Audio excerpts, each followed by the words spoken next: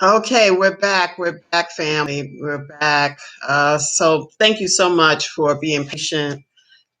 Technology is what it is, and sometimes it's not gonna. I'm not gonna say it's gonna fail, but sometimes we just have the wicked connection. And I'm in the city of Phoenix, so it could be on the other end with YouTube. So we are thankful we're back online. So thank you so much for your patience. And again, I'm going to kind of cut it down for like maybe 20 minutes or so, so we can have other queens that I come behind me to people will be able to view. So I read the fair use disclaimer, and so it is. I don't think I'm going to tap into too much, but we are in a place of despair. I believe that melanated people, even perhaps across the globe, we're oppressed. We are, you know, disconnected to source, to, the God within, the God throughout the universe. And so we turn to drugs, alcohol, etc. I've known some ministers, you know, that, will have a glass of cognac or what have you, even right after service, and this is how they decompress. But over time, it can get really habitual, and that's when the problem begins. So it just seems like we need to pay attention to what we're doing, especially if it's, every weekend, we're taught from the floor up. So this is not why we are here. We are here to do magical things, to do so many things. Still, some are hidden, some are known. Some people come and they know what they're doing, what they want to do. And so we really need to pay attention to our use and abuse, sometimes abuse. I'm not trying to say one glass of wine, on occasion is a problem, but it's habitual because that young man from Digital Underground, which I was talking about before I had to come back on, we were the same age. I wasn't aware of that. He was a couple of weeks older than me, not much, and so I was really saddened that he, died alone, in the hotel room, allegedly, and he was famous, definitely from the 80s and 90s. He had, I can't remember that one song, but it went, platinum probably at least. And so we have a lot of people who are talented, and it seems like they're here to do magical things in, music, TV, radio, whatever. And he died alone, which is so sad. Because perhaps had he not been alone, someone could have said, "Hey, man, just to say, hey, you've had enough." Not to be a parent, but to kind of, and then if he needed medical help, he would have been able to receive it because maybe someone could have called and 911. But he was just out of sorts, and this is not uncommon. Unfortunately, this is not uncommon because we have been, our knees have been, the neck has been, the knee has been on everyone's neck in our community at one way or the other, whether it's the job, the stress of the job, if it is stress at home life. We have a lot of, I'm not going to say a lot, but we have issues that, some people will say, well, not so much you deserve it, but when we go to get treatment, so there's bias even in the treatment. They will, put other people at the head of the line when we are just as impaired or even worse. But there's so much bias in all these systems. That's why we want to stay out of these systems, because, if people like AA, I have a few friends that have been in AA, Alcoholic Anonymous, Narcotic, I think they have all the NA, the A's, you know, Narcotics Anonymous, Alcoholics Anonymous, blah, blah, blah. We have to get a handle of this because this was a young man that had so many more years to live, and to die in that way, not having anyone around him to say, "Hey, man, I think you've had too much," or to say, "Why are you, drinking everything or snorting?" I don't know all the use. Maybe it's pills. I don't know. I don't even know that world, if you will, because I try to stay on the other side. Many of us, I've had family members, I know ministers that they drink, you know, Sunday, Monday, Tuesday, Wednesday, 7 days a week, but we need to recognize people when they have a issue, because sometimes the issue is mental illness. It can show up alcoholism, blah, blah, blah. We're crying out for help. We are crying out for help because we're in a land not of our own. And this is foreign. These systems that are in place, I put something on Facebook. I said these systems don't even work for anyone. It's unfortunate. It's not working for, definitely for your Democrat or Republican. Maybe the Republicans are trying to get back in power. But it's almost like, why are we talking about the same thing? This is like, 50, 60 years. We're talking about the vote, the vote, the vote, the vote. But it's a broken record. The vote, the vote, the vote. And so we don't need to really, quote unquote, take a bullet for these systems, because I don't know how it is benefiting in any way. But with mental illness, it can show up as alcoholism. It can show up as, um, um, abuse in other ways, using alcohol, using narcotics. And this is what we definitely want to pay attention, because we may know someone who is, let's just say, drinking every day, a glass of cognac every day, you know. We don't see it as like a problem because they're not on the street, they haven't lost their home, they have been able to manage, their finances, blah, blah, blah. But sometimes we have to pay attention, because if we're not going to pay attention, who is? Because, coworkers definitely may not pay attention. So we have to really dig a little deeper, because I have a friend right now. I'm a little concerned. I won't name where she is, but I'm a little concerned. I'll just say that. She's been in, when I met her, this was some 30 years ago, 25 years ago. She was in, I want to say, AA. She was in AA. And, I went to a couple of meetings for support. And, this was like, once in a while I go to a meeting with her for support. And she was, going through it, you know. And now, in some way she has, I don't want to say fallen out off the wagon, because I don't know if that's the language that I need to use. But I know that there's another sister that, they're hanging out and all like that. And I just wonder, I'm just, because when you're both doing drugs, no one's going to say, hey, you've had too much, you've had too much. There's no filter there.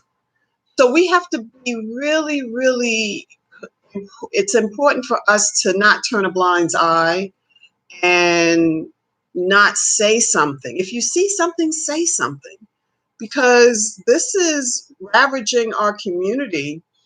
And they said, I was listening to NPR for the show, and it was a report, this was some months ago, and they said, even in treatment, even in treatment, is bias in the treatment that we receive. You know, I don't know what area there is no bias, but I would think if everyone is, need to be treated, I'm not seeing that I'm not thinking they're going to say, okay, we're going to treat Black people different than whites. I mean, NPR, that's the source. So we have to take a moment to make sure if we are using, if there is abuse level, we have to address it. I mean, sometimes I believe the services should come from the church. I really feel, because social services, part of the church should be a part of social services. I do believe that. I believe that the community at large, they should be a part of the healing process. Black and brown people, you see people that are struggling with alcohol or marijuana or whatever the drug of choice is.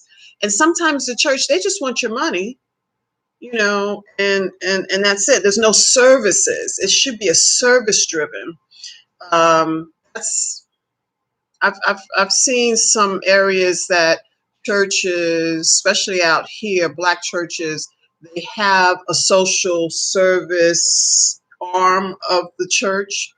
At least I can appreciate that, because they are seeing the needs of the community and say, hey, Wednesday night there is an AA meeting, or Tuesday night there's a narcotics meeting, whatever, if it's spiritual, just to have something instead of just taking money and not offering any services.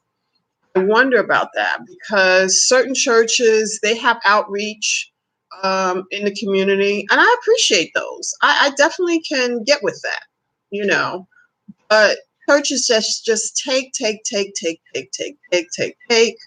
and there's not no offering of services. It's not a service-driven church.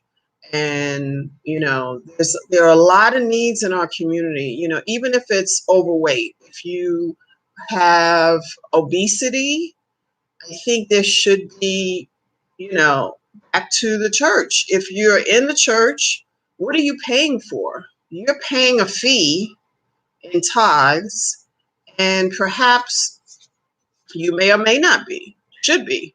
Because what are you getting? Are you getting a discount on your services? I would appreciate that. I could definitely get with that, because I believe we have so many beneficial, people who are attendants or parishioners. And I feel that if nothing else, if we're not service oriented, what are we doing? I mean, we know the word. I mean, my mother has been a member of her church 20, 25, whatever number of years. And what are the services? So can she go to her church for not so much a service of preaching, but to receive a service, you know? Because we have a lot of need in our community. And if our Black and brown people aren't meeting the needs, because we have social workers, we have therapists in the churches. And so you can't say we don't have the people, the professionals in our churches. So are they donating time instead of paying tithes? Hey, I will be on call, 2 days a week, let's just say 6 to 9, instead of paying a tithe. I'm just saying, what about services? because there are many professionals in these churches. We know that. And so if we're just paying tithes, offerings, we're not getting any type of service, we can say, hey, I go to ABC Church and I'm in Overeaters Anonymous. And instead of paying full price for that or whatever, there's like a low, I pay like $10 a month or something, really, really good. Because you should be able to get something for paying to go to church. That's what we're doing. Well, I'm not doing, but that's another story. I'm not doing much of that. But we have to start addressing these really serious issues in our community because our people, our Black and brown people, are locked up. 3 strikes you're out. Remember that?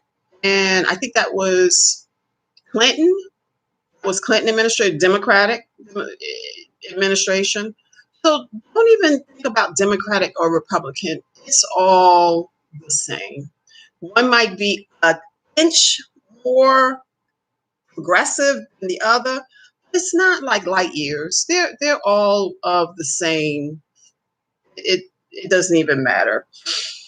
So I know this is going to be a short video, but I really want to, I just a sadness feeling of knowing that young man, he was 57. He was 57. And he, died alone in that, allegedly, died alone in that hotel room. And no one was there, you know.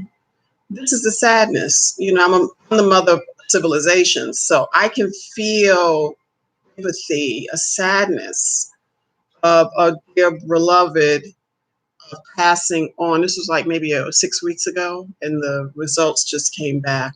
I just knew it was something, but you don't want to think that, but because this is a stressful country. If you're Black and brown, you know, if you are Black and brown, if you are Caucasian, it's a bowl of cherries. It's definitely a bowl of cherries. I don't know about that, but I'm assuming so. It's a bowl of cherries. I went to uh, the LA Fitness. I went. It was right next door to Trader Joe's, and I got to get a drink on this one. So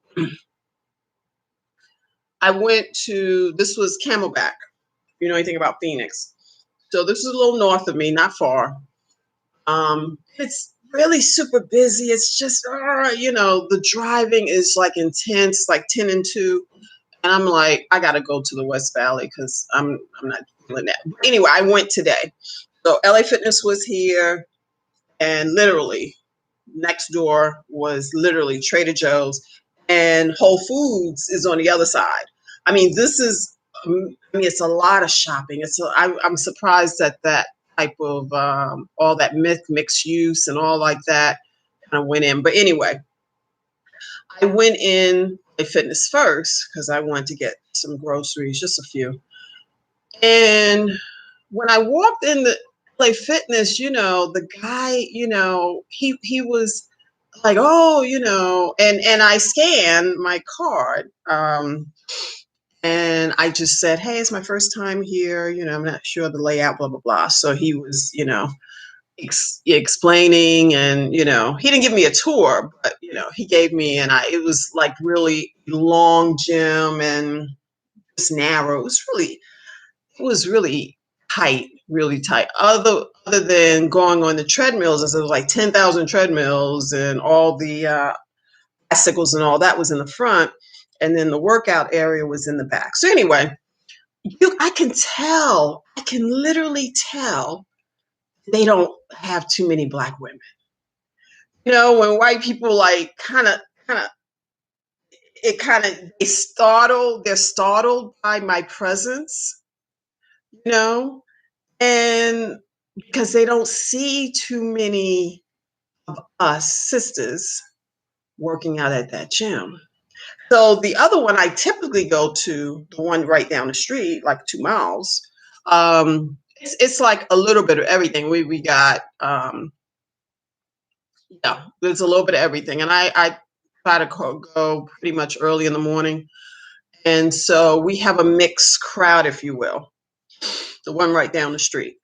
And so when I came to the, I could tell the women, in the locker room, it was kind of an abrupt, like, oh my God, it's a black woman, it's like, oh my gosh.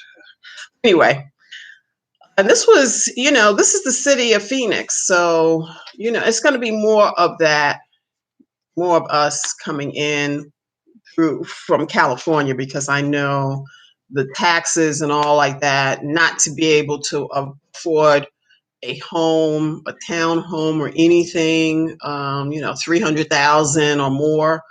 And that's like a town home, maybe 1,400 square feet. So a lot of people are coming over here, but I digress.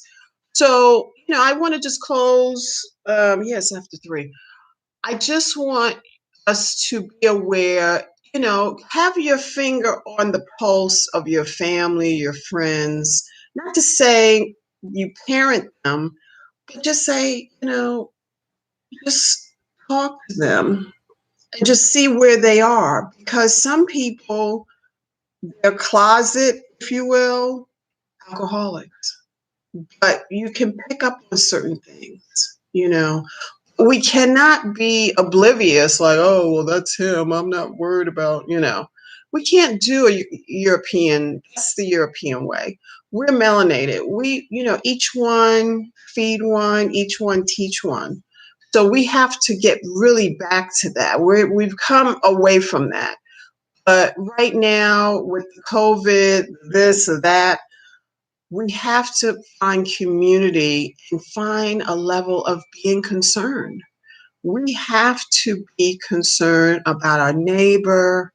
Love thy neighbor as thyself. How about that? That's Bible. I don't think people do that right now.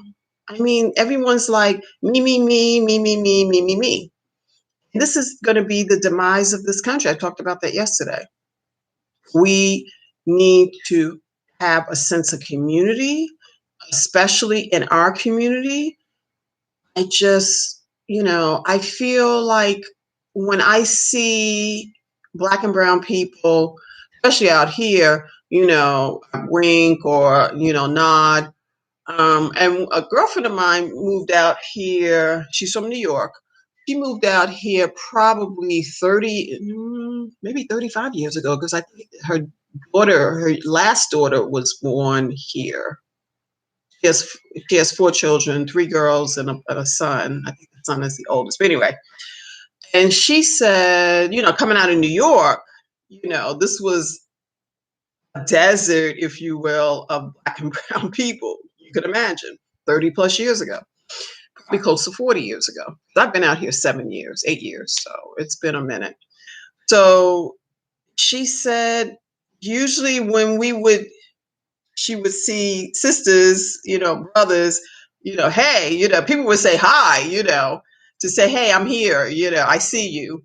But, we have a little bit more of I think it's like, I think it's 7 or 8%, maybe 9% Blacks in Phoenix, melanated people in Phoenix. So we've come a long way. But, yeah, we have to just pay attention to the health, the health, the health, physical health, the emotional health of our people, and to not take anything for granted, because people are pretty much closeted on certain things. And, we'll go and play cards and we'll do that, social outings or whatever. We'll probably get back to that this year. And we just have to pay attention to our people, because we suffer in silence. And I guess that young man, Digital Underground guy, he was, I forgot his name, Shaggy, something like that. But he was suffering in silence. To have those many drugs in his system, it's amazing that, obviously he died. He passed on. So let's take care of ourselves and each other. Please, please, please, please, please. Don't be afraid to say, hey, I've noticed that blah, blah, blah. You're not parenting, you're being concerned, especially women. Women, we're the givers of life. So I would say, hey, what's going on? Pull people aside. Say, hey, are you good? Are you good? I notice you drinking a little bit. I'm not trying to be your parent, your mom or dad. I'm just a little concerned, and that's it. Because I think no one is going to check for us unless we're checking for each other.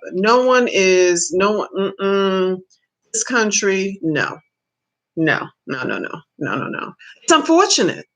It's unfortunate. I would love kumbaya moments. I would definitely enjoy kumbaya moments, but we're still fighting over whatever's on the news. I have not turned the news on. I haven't turned the TV on today. But whatever is the yada, yada, yada noise, it's just no one's talking about mental illness. No one's talking about front and center.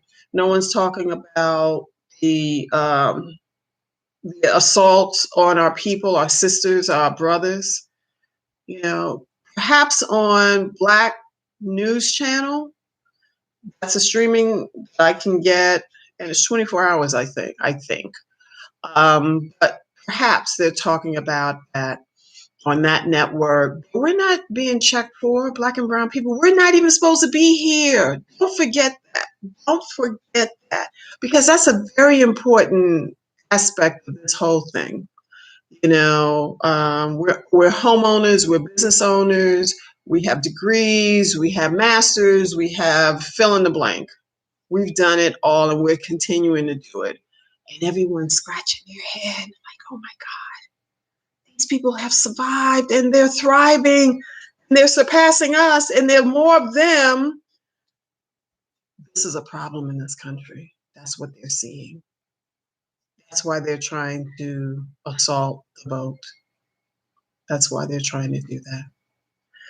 So we will be back tomorrow. I just wanted to talk about,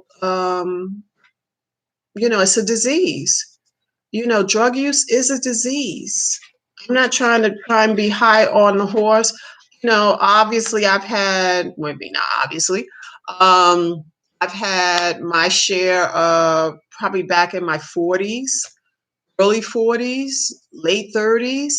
I had my share of stuff that I did, but I've gotten on the other side. I was never, quote unquote, addicted.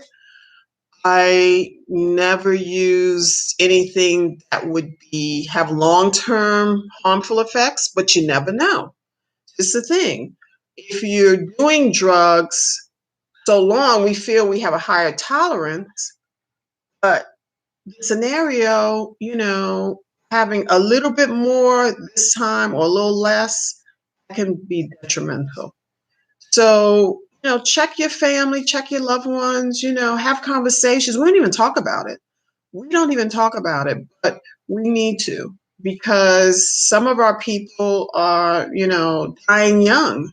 This young man was 57, several decades more left to live, perhaps.